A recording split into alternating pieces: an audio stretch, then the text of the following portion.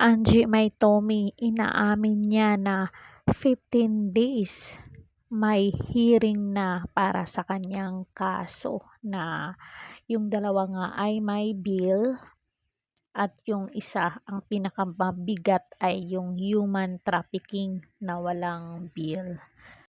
Napakabigat na kaso ito at alam naman natin pag human trafficking hindi ka talaga makakapiyansa dito at maaring kulong ka habang buhay. At sinabi naman niya dun sa kanyang interview, mapapanood niyo to sa Angie Suelo Vlog.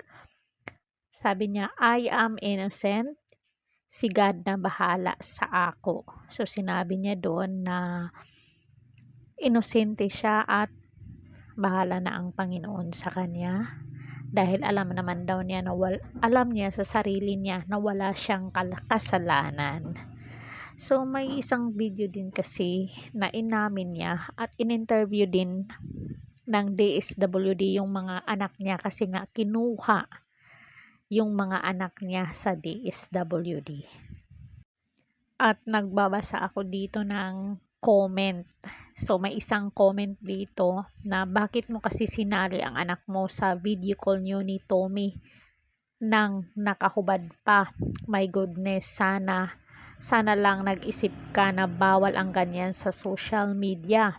Lalo na at bata pa yan. Sa ibang app nga, pag nag-live ka, di pwede na may kasama kang bata kasi mababan ang account mo kasi bawal ang mga bata sa live.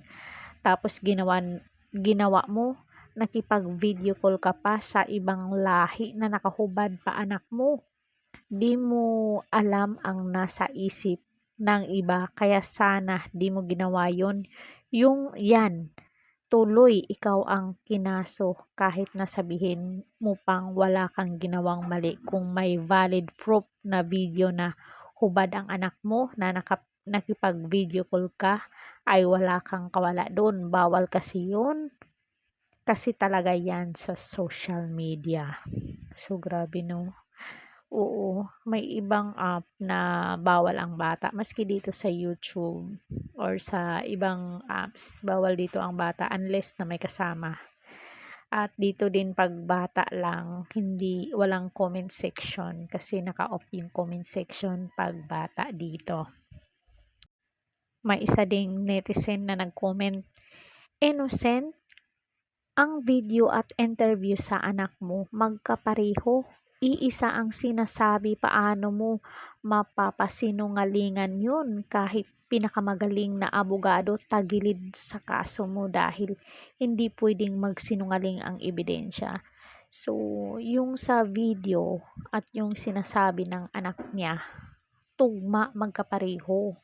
Kasi nga, yung anak niya ngayon nasa DSWD, Malabang, in-interview na yun. 'Di ba? Hindi malaking ano din 'yan. Grabe makukulong to siya. Ignorance of the law excuses no one. Pag-ampo ng please refrain from act or deed that will improve your character because kung unsa imong ginabuhat sa social media karon it will added up to your case or could also be one of the basis of your case. Stop exploiting yourself to a pam. O maano din natin kasi, 'di ba, nung nag-break sila ni Tommy tapos may panibago siya. Kumbaga, nandun na tayo na social media to or ginagawan lang niya ng content pero hindi magandang imahe lalo na pag may anak ka.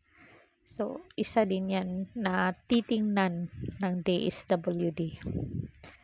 Mao dili jud palabi og trust sa apam kay dili tanan buotan, swerte lang ang makatunong ka, kabalo mo respeto karon gibweltahan ka ni Tommy kay imo man good siya gigamit damay pa imong mga anak sa kiat nimo. So hindi din masisisi natin kasi yung naglabas ng video dito is si May Tommy.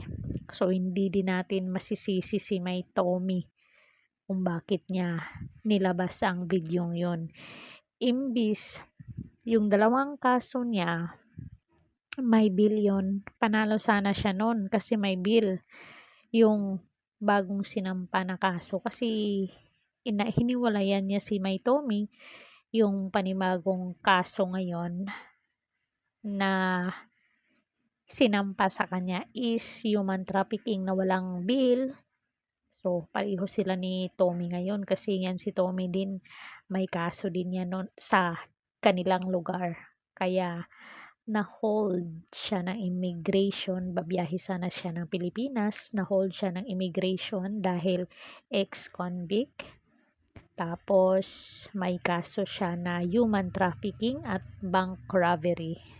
So, wala na talagang chance na magkikita ang dalawang pinagtagpo pero di tinadhana. So, yun lang guys. Sana may natutunan kayo dito sa ating video na to.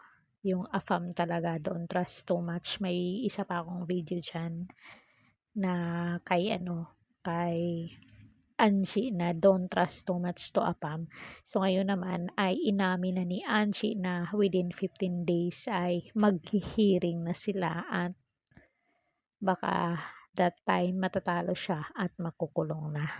So sana nga may chance na mapatunayan niya sa korte yung pinaglaban niya.